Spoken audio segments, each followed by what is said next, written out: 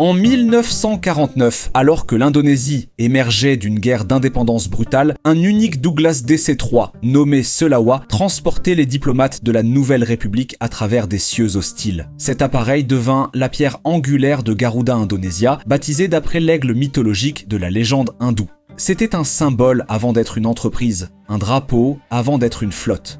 Depuis 7 décennies, l'aviation indonésienne accepte une vérité douloureuse. Le pays possède tout ce dont une compagnie aérienne devrait avoir besoin.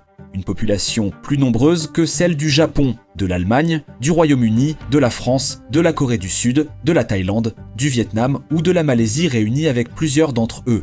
Un archipel de milliers d'îles où l'aviation n'est pas un luxe mais une infrastructure. Une classe moyenne en pleine croissance. Une destination touristique de renommée mondiale à Bali. Une immense capitale économique à Jakarta. Pourtant, à la fin de 2025, le Fonds souverain indonésien a finalisé une injection de capitaux propres de 1,4 milliard de dollars dans Garuda, avec des instructions explicites stipulant que cet argent ne pouvait être utilisé pour l'expansion de la flotte. Les fonds ont été entièrement consacrés à la maintenance, aux fonds de roulement et au règlement de 225 millions de dollars de dettes impayées en carburant dû à Pertamina.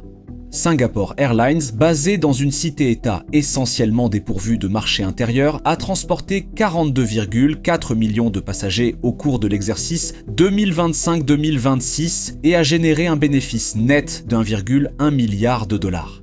Garuda, perché au sommet de la 4e plus grande population de la planète, a transporté 21,1 millions de passagers et affiché une perte nette de 319,3 millions de dollars pour l'exercice 2025. Singapour n'a pas d'archipel, pas de Bali, pas de 280 millions de clients domestiques potentiels. Pourtant, chaque analyste de l'aviation indonésienne étudie Singapore Airlines avec envie. Tandis que chaque compagnie aérienne régionale étudie Garuda comme un avertissement. Alors, comment un pays aussi vaste peut-il produire un transporteur national aussi fragile ? Pour comprendre pourquoi Garuda lutte pour sa survie alors que Singapore Airlines prend de l'expansion, il faut comprendre pourquoi le plus grand atout aéronautique de l'Indonésie est devenu son plus grand piège aérien. Sur le papier, la géographie de l'Indonésie ressemble à un cadeau. Des milliers d'îles s'étendent à perte de vue. Jakarta à Bali, à Medan, à Makassar, à Surabaya, à Balikpapan, à Manado, à la Papouasie. Dans ce pays, l'aviation n'est pas un choix, c'est le seul moyen pratique de se déplacer. Mais une géographie qui crée la demande ne crée pas automatiquement des compagnies aériennes rentables. Le marché intérieur indonésien est extrêmement sensible au prix. Il récompense la fréquence, les tarifs bas, la densité des sièges et la simplicité opérationnelle. Il pénalise les coûts hérités, les cabines de luxe et les opérations complexes à service complet. Ce compromis a semblé gérable pendant des décennies, lorsque Garuda jouissait d'un monopole protégé en tant que transporteur choisi par l'État. Puis, en 2000, l'Indonésie a déréglementé son marché aérien. Cette seule décision politique a brisé le modèle. L'année 2000 fut celle du lancement des vols commerciaux de Lion Air. Le moment était parfait. Un archipel nouvellement dérégulé, peuplé de voyageurs sensibles au prix, constituait exactement le marché dont une compagnie à bas coût avait besoin. Lion Air n'a pas cherché à être élégante. Elle s'est construite autour de vols intérieurs bon marché, a commandé un nombre considérable d'appareils et s'est concentrée sans relâche sur l'échelle, la fréquence et le prix. Garuda n'a pas perdu parce que l'Indonésie a cessé de voler. Elle a perdu parce que la croissance de l'Indonésie s'est tournée vers le low cost. C'est la première inversion critique de cette histoire. Dans un archipel comme l'Indonésie, la compagnie aérienne qui remporte la bataille de l'échelle intérieure devient plus importante pour les passagers du quotidien que le transporteur national. Garuda avait le pavillon. Lion avait le pays. Garuda a reconnu cette menace. Elle a créé CityLink comme filiale à bas coût, une compagnie aérienne au sein de la compagnie aérienne conçue pour combattre Lion Air sur son propre terrain. La stratégie était nécessaire, mais elle était aussi révélatrice. CityLink est devenue importante. Aujourd'hui, le groupe Garuda exploite 137 appareils, dont 79 sous la marque principale Garuda et 58 sous CityLink. Le moteur de croissance du groupe n'était plus le prestigieux transporteur national. C'était la filiale low cost créée pour rivaliser avec Lion Air. Cela a engendré de la complexité. 2 marques, des structures de coûts différentes, des promesses différentes faites aux clients, des philosophies de flotte différentes, des stratégies de réseau différentes. Le tout géré par une compagnie aérienne luttant simultanément pour sa survie financière. Singapore Airlines exploite un modèle bimarque similaire avec Scoot, mais la marque principale SIA demeure mondialement dominante. La marque principale de Garuda, en revanche, a été continuellement privée de capitaux, d'attention et de clarté. Voyez-vous, pendant que Garuda se faisait démanteler chez elle, Singapore Airlines construisait quelque chose de totalement différent à l'étranger. Singapour est une cité-État qui ne possède quasiment aucun marché intérieur. Cela a contraint Singapore Airlines à devenir international dès le premier jour. L'aéroport de Changi a été délibérément conçu comme une plateforme de correspondance, située géographiquement entre l'Europe, l'Inde, l'Asie du Sud-Est, l'Australie, la Chine, le Japon et le Pacifique. Si vous volez de Londres à Sydney, Singapour s'impose comme une évidence. Jakarta, non. La stratégie singapourienne était limpide. Service haut de gamme. Discipline opérationnelle, connectivité long courrier, modernisation de la flotte, forte cohérence de marque, partenariat d'alliances approfondis, passagers d'affaires et de correspondance à forte rentabilité. A l'inverse, Soekarno-Hatta à Jakarta est immense, mais historiquement congestionné et constitue principalement un aéroport d'origine et de destination. C'est l'une des plus grandes explications structurelles de toute cette histoire. Singapour a construit une plateforme de correspondance. Garuda a desservi un pays. Les deux étaient des réponses rationnelles à la géographie. Seule l'une d'elles a donné naissance à une compagnie aérienne mondialement puissante.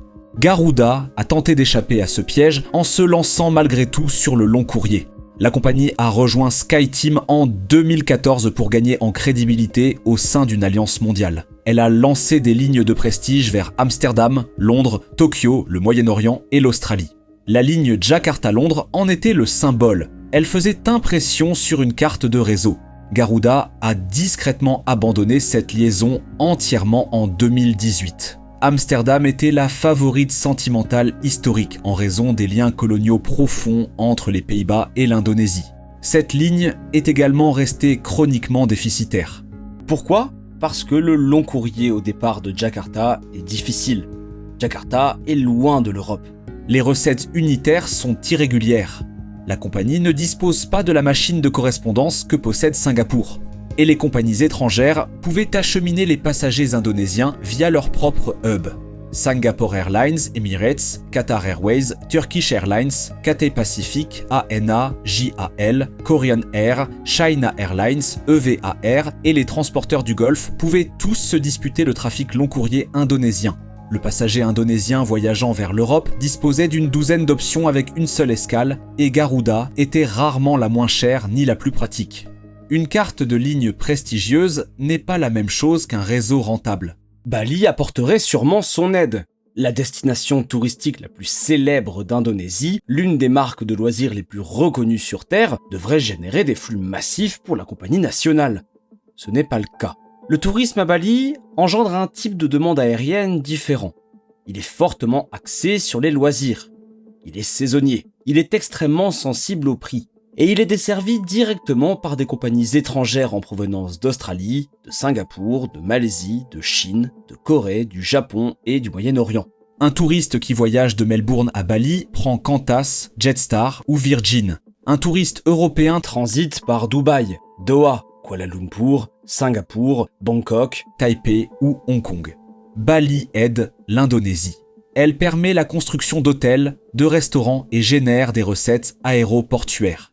Mais Bali ne crée pas automatiquement un méga hub pour Garuda. La destination la plus célèbre d'Indonésie n'est pas la même chose qu'un marché protégé pour la compagnie porte-drapeau. Les compagnies aériennes vivent avec leurs décisions concernant les appareils pendant des décennies. Le mauvais appareil peut détruire la rentabilité des routes. Les mauvaises conditions de leasing peuvent détruire le bilan. Le mauvais processus d'approvisionnement peut détruire la compagnie aérienne. La flotte de Garuda est devenue un scandale. L'ancien PDG de Garuda, Emir Sattar, qui a dirigé la compagnie de 2005 à 2014, a été profondément impliqué dans une affaire de corruption liée à l'acquisition de jets régionaux CRJ-1000 et de turbopropulseurs ATR 72600. Les enquêteurs ont découvert que Sattar avait divulgué des plans d'achat confidentiels à des conseillers commerciaux et modifié unilatéralement la capacité requise de 70 à 90 sièges sans l'approbation du conseil d'administration. Le CRJ-1000 était un choix étrange pour l'Indonésie. Les appareils étaient incompatibles avec le positionnement haut de gamme de Garuda et ont accablé la compagnie de pertes opérationnelles. Garuda a finalement été contrainte de résilier les contrats de leasing de tous les bombardiers CRJ-1000 dans le contexte de l'enquête pour corruption. Lors du mois d'octobre 2024, la Haute Cour de Jakarta a doublé la peine de prison de Sattar pour corruption dans les marchés publics, la faisant passer de 5 à 10 ans. Cette condamnation s'ajoutait à une précédente peine de 6 ans prononcée en 2020 pour avoir accepté des pots de vin d'Airbus et de Rolls-Royce. La flotte de Singapore Airlines est devenue une arme stratégique. La flotte de Garuda est devenue une source d'humiliation juridique, de pertes financières et de chaos opérationnel. D'ici 2021, les créances contre Garuda avaient gonflé jusqu'à atteindre 13,8 milliards de dollars. La compagnie aérienne était effectivement insolvable. En juin 2022, un tribunal de commerce de Jakarta a ratifié un vaste plan de restructuration de la dette qui a réduit la dette reconnue de Garuda d'environ 10,1 milliards de dollars à environ 5,1 milliards de dollars, renégocié les commandes et les contrats de location d'avions et converti les obligations et en actions. C'est l'une des raisons principales pour lesquelles Garuda n'a pas pu se développer comme Singapore Airlines. Singapore Airlines investit en position de force, elle annonce des commandes de flotte, elle étend ses lignes, elle accumule des réserves de trésorerie. Garuda dépense son énergie à renégocier des baux, à combattre des créanciers et à rétablir la confiance avec ses fournisseurs. On ne peut pas bâtir une méga compagnie aérienne mondiale tout en combattant les créanciers et en immobilisant des avions parce qu'on n'a pas les moyens de s'offrir des pièces détachées.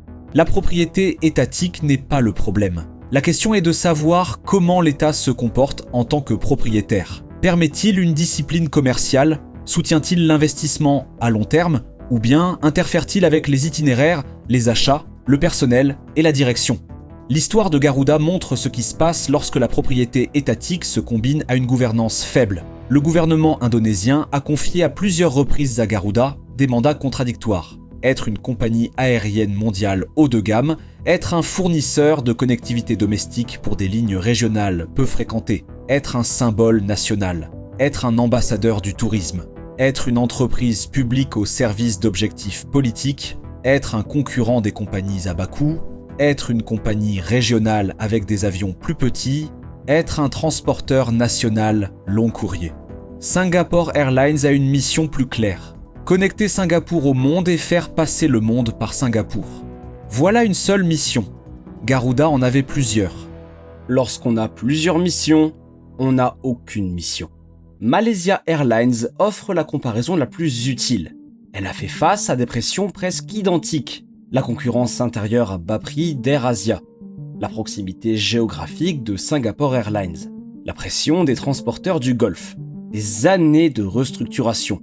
Pourtant, Malaysia Aviation Group a déclaré un bénéfice net positif de 137 millions de ringgit pour l'exercice 2025. Le groupe a transporté 18,6 millions de passagers avec un coefficient de remplissage de 81%. Ce bénéfice était modeste et fragile. Mais c'était un bénéfice. Garuda, qui dispose d'un marché intérieur bien plus vaste, a perdu des centaines de millions au cours de la même période. C'est cette comparaison qui replace tout dans son contexte. Malaysia Airlines a peiné malgré une meilleure géographie de hub à Kuala Lumpur. Garuda a peiné malgré un marché intérieur bien plus vaste. La leçon est que ni la géographie seule, ni l'échelle seule ne suffisent. Il faut de la clarté stratégique, de la discipline financière et de l'intégrité dans la gouvernance. Garuda manquait des trois. Derrière les restructurations à plusieurs milliards de dollars se trouvent de vraies personnes. Garuda a supprimé environ 30% de ses effectifs pendant la pandémie. Les salaires ont été réduits à tous les niveaux. Les syndicats, notamment le syndicat des travailleurs de Garuda Indonesia, l'association des pilotes de Garuda et le syndicat du personnel de cabine de Garuda Indonesia, ont publiquement supplié le ministre des Entreprises d'État d'intervenir. Les dirigeants syndicaux ont reproché à la direction de traiter la crise comme un simple problème de restructuration financière, tout en ignorant les erreurs commerciales fondamentales dans la stratégie de flotte et de route. Pour les passagers indonésiens, les difficultés de la compagnie aérienne se sont traduites par un autre type de souffrance. La Commission indonésienne de la concurrence a infligé à Garuda une amende d'1 milliard de roupies indonésiennes pour avoir restreint la vente lucrative de billets de pèlerinage vers Jeddah et Médine à un syndicat de seulement 6 grandes agences de voyage, étouffant ainsi des centaines d'autres entreprises et gonflant artificiellement les tarifs aériens. Des agents de voyage ont publiquement accusé la compagnie aérienne de tarification discriminatoire. La plupart des compagnies régionales ne peuvent pas sauver Garuda. Singapore Airlines ne peut pas reproduire le marché intérieur de Garuda. Lion Air ne peut pas reproduire le produit premium de Garuda. Malaysia Airlines ne peut pas résoudre les problèmes de gouvernance de Garuda. L'État indonésien tente donc quelque chose de différent. Danantara vise le premier semestre 2026 pour finaliser une consolidation massive en fusionnant Garuda Indonesia, Citylink et Pelita Air, actuellement détenus par Pertamina au sein d'une seule société holding aéronautique. Garuda agira en tant que société mère. Citylink et Pelita Air opéreront en tant que filiales, éliminant les frais généraux redondants et optimisant l'utilisation des appareils sur les itinéraires doublés. Fin 2025, le PDG Wamildan Sani Panjaitan a été remplacé par Glenny Kairupan, un ancien officier militaire entretenant des liens étroits avec la présidence indonésienne. Il s'agissait du deuxième nouveau PDG en moins d'1 an. Garuda évaluerait également le Comac C919 de fabrication chinoise comme option future pour sa flotte, compte tenu des carnets de commandes étalés sur plusieurs années chez Boeing et Airbus. Mais il dépend entièrement de la technologie occidentale, y compris des moteurs CFM LEAP 1C et de l'avionique, ce qui le rend vulnérable aux restrictions à l'exportation américaine et à une inscription sur l'Entity List. La flotte qui a autrefois détruit Garuda pourrait être sur le point d'être reconstruite avec un risque géopolitique encore plus grand. Voici la phrase qui recadre toute l'histoire. Garuda était la compagnie aérienne que l'Indonésie voulait montrer au monde. Lion était la compagnie aérienne que l'Indonésie utilisait réellement. Garuda correspondait à l'image que l'État se faisait de ce que devait être une compagnie nationale. Premium, internationale, prestigieuse, service complet, membre de SkyTeam, exploitante de Boeing 777, ligne d'Amsterdam, ligne de Sydney, ligne de Londres. Lion correspondait au marché. Tarif bas, échelle domestique, voyage grand public. Connectivité point à point entre les îles, commande d'avions agressive. Le marché indonésien a récompensé le second modèle plus que le premier. Et en sanctionnant l'inadéquation structurelle de Garuda avec le marché, l'Indonésie n'a pas seulement sanctionné une compagnie aérienne. Elle a démontré un principe plus large auquel toute économie émergente dotée d'un vaste marché intérieur finit par être confrontée. Un immense marché intérieur ne produit pas automatiquement une icône mondiale de l'aviation. L'échelle domestique produit des compagnies aériennes domestiques. L'influence mondiale exige une géographie de hub, des rendements premium, une discipline de gouvernance et une clarté stratégique. L'Indonésie avait la population. Elle n'avait pas le hub. Elle n'avait pas la discipline. Elle n'avait pas la concentration. La question n'est pas de savoir si Garuda peut devenir Singapore Airlines. C'est de savoir si l'Indonésie prête réellement attention à ce que son propre marché lui dit depuis 25 ans.